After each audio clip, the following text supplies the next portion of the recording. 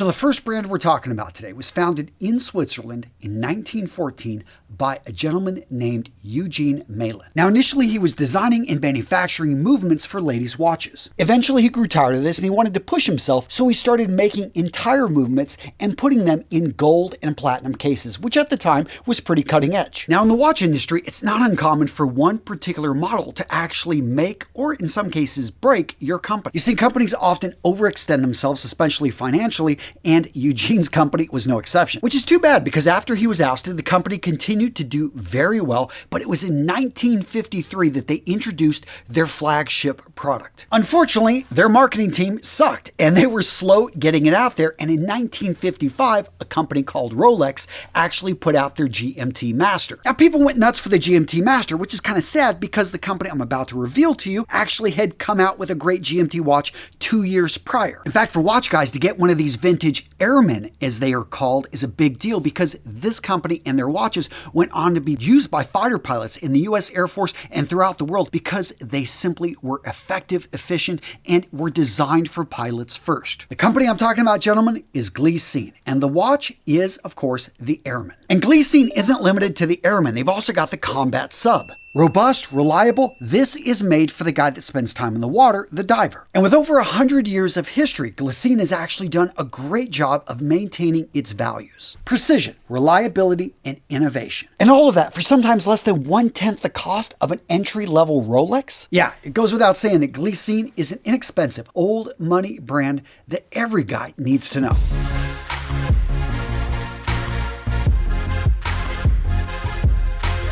Now, sticking with watches, the next two brands on this list consistently produce high-quality products. You could argue that the product they put out today is easily in the top 5% in their industry. They both also have cult followings, where vintage pieces are sold for more than what the original ever cost, and you've got fathers passing their watches on to their sons. I tell you all this because I don't think most people, especially Westerners, are going to say that these companies are old money. But it depends on how you look at it, because I think over in Japan, there are a lot of people that prefer this brand over inferior Western products that are just, in their opinion, overpriced. The brands I'm referring to, gentlemen, are Seiko and Orient. First up, Seiko, founded in 1881 by Kintaro Hattori. For the first 11 years of his business, he focused in on jewelry. And it wasn't until 1892 that he started to sell watches. In fact, it wasn't until 1924 that Seiko started to produce its own watches under its name. But it was post-World War II, specifically the 1960s, when things started getting interesting. First up, they wanted to compete with the Swiss. They traveled over to Switzerland and started competing in the competitions,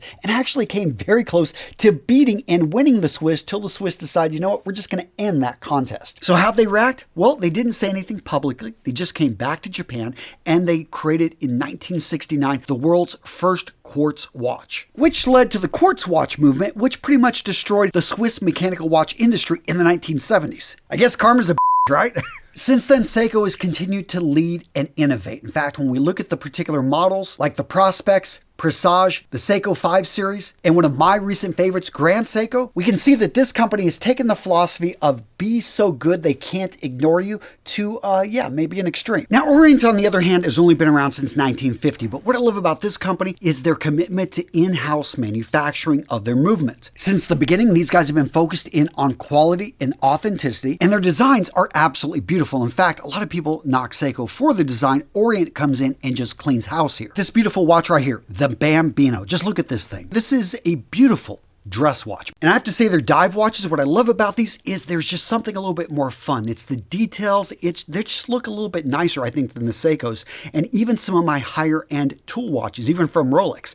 Right here, just the accents, the colors, the mixing in. And you've got the Ray 2, the Mako 2, and I think they've even come out with later versions, but these are absolutely beautiful watches. All right, so enough about watch brands. Let's get into clothing. Affordable clothing that is old money. I mean, does such a thing exist? Yes. Brooks Brothers, hold on, I've already talked about Brooks Brothers, but their red fleece collection. Now, as a company, Brooks Brothers has been around since 1818. Yes, I know they went into bankruptcy just a couple years ago, but they are still around. They're still making the clothing. And the red fleece collection, this is one of their sub-brands designed for the younger man. What they realized is that their demographic, who they were consistently selling to, they were older, and they wanted to bring in the young people. So they just said, you know what? We got to make clothing that is geared towards people in their 20s, in their 30s, 30s, and it needs to be at a price that they can actually afford. Now, the great thing about the Red Fleece collection is that you've got just a lot of the classic pieces. They're going to be, though, in slimmer silhouettes. You know, you could argue, are they made to the same quality standards?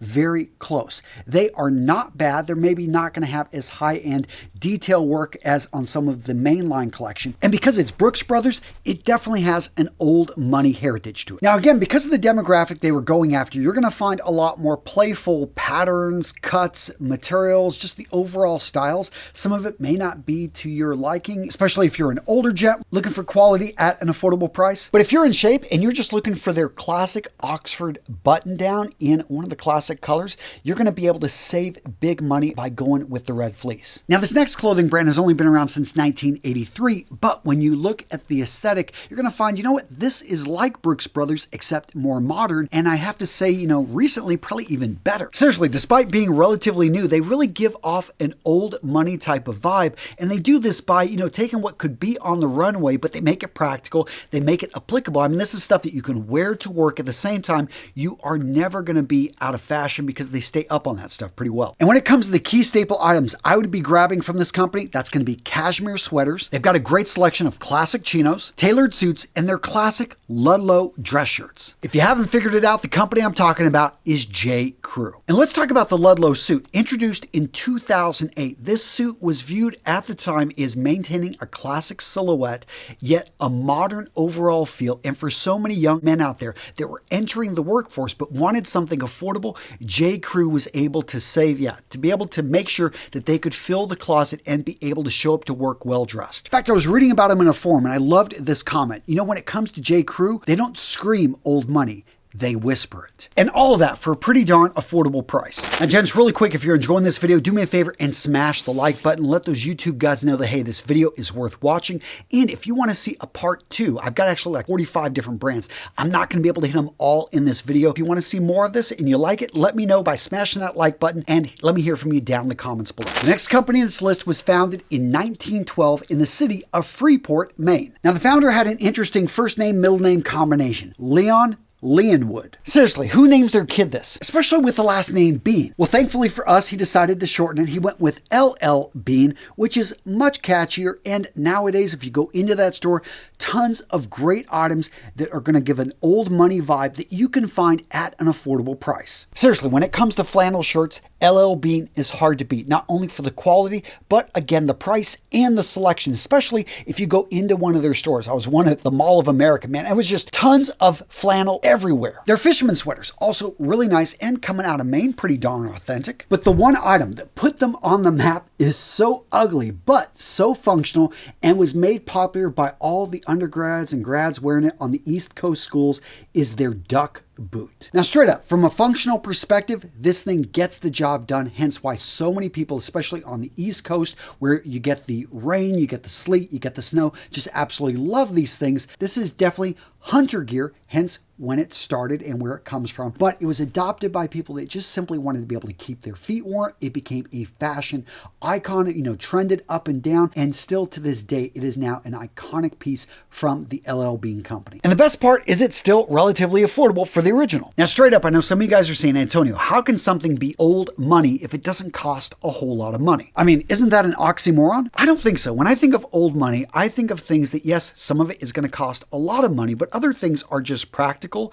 They are things that those in the know, those that understand quality build, maybe have traveled, pick up certain items, and they don't always have to cost a lot of money. I think knowing this information, you can go out there and do some smart shopping and be able to find old money style like items, and you can get them for pennies on the dollar. Again, if you know what you're looking for. Now, speaking of knowing what you're looking for, this next brand, I was in one of their stores, a flagship store in Tokyo, and I got lost. Literally, it was 8 stories of clothing. But I loved it because as I was just going through this, I'm like, man, I understand why these guys have become so popular.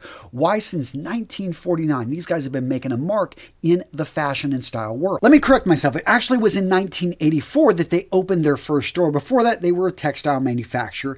And that store in Hiroshima was called Unique Clothing Warehouse. The brand I'm talking about is Japan's Uniqlo. Gents, if you're looking for a classic cotton t-shirt, you want a good-looking, affordable cashmere sweater that doesn't have any crazy patterns on it and is just going to be in a solid color, easy to match, easy to dress up, dress down. You want some selvage denim that's not going to break the bank, or you want a lightweight down jacket that looks good and is going to be able to serve you. You're going to be able to pack up and really, again, doesn't have any big logos on it. Gents, if that's what you're looking for, you don't need to go any farther than your nearest Uniqlo store. And yes, they've got a great online presence, but if you ever get the chance to go into one of their physical stores, highly recommended. Now, at this point, you may be wondering, well, how do I assess my personal style? Well, gents, if you didn't know, here at Real Men Real Style, we've developed what we call the Style Score. We've got a really quick and easy quiz that you can take, and at the end of it, you'll be given a specific number and areas that we think you can improve upon. Seriously, it's just a fun little test that we put together, and I'll link to it down in the description of today's video. Now, for this next brand, let's step out of the United States. Let's go over to England, 1986. Now, the company was founded by a gentleman named Nicholas Wheeler, and his goal was to provide the best quality menswear at affordable prices,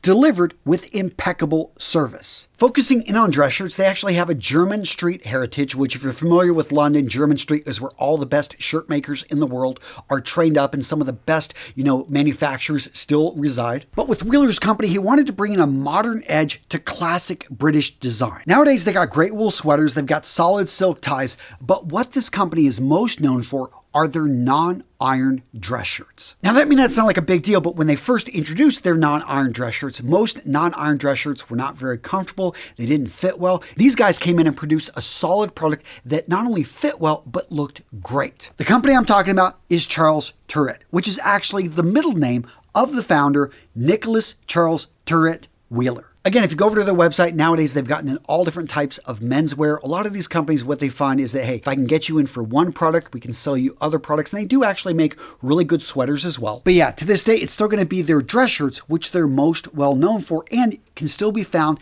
at an affordable price. Now, what if you want that old school money vibe, but you want a clothing store that's going to be a little bit more relaxed, maybe with a bit of a Spanish heritage? Well, in that case, gentlemen, let's check out Zara. Founded in 1974 by Amancio Ortega and Rosalia Mera, the company initially made a name for itself in fast fashion. They were able to get out designs that you would see on the runways very quickly to the masses at affordable prices. Now, they did develop a little bit of a bad reputation because a lot of fast fashion, they're not using the best quality. The stuff was falling apart. But I'd say in the last decade, they've really stepped up their quality game. And when you go in there, you can find some decent pieces if you know what you're looking for. This is especially true in casual menswear. We're talking linen shirts. They've got a great selection usually when you walk in there. What I love about this is it's hard to find linen shirts with a lot of other manufacturers. Their slim fit chinos also look really well, and again, they work with the shirts, overall a very casual nature. Leather loafers, other casual shoes, and even structured jackets, especially something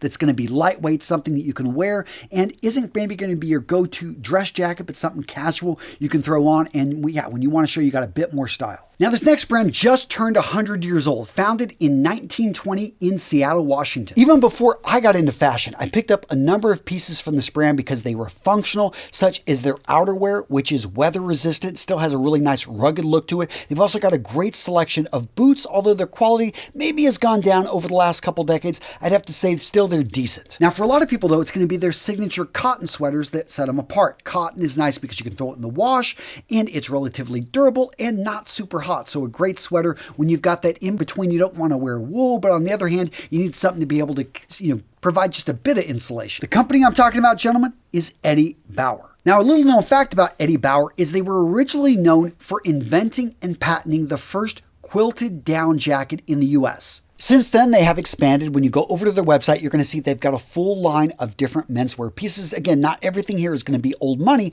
but if you know what you're looking for, it's relatively easy to find. And let me expand on that because I know some of you guys are saying, Antonio, how do I know what I'm looking for? What are old money essentials? Well, guys, I got you covered with this video, boom, right here. And by the way, if you enjoyed this video, you want to see more like it, you want to see a part 2, because I actually had like 45 brands I wanted to talk about, let me know in the comments below and I'll make another one.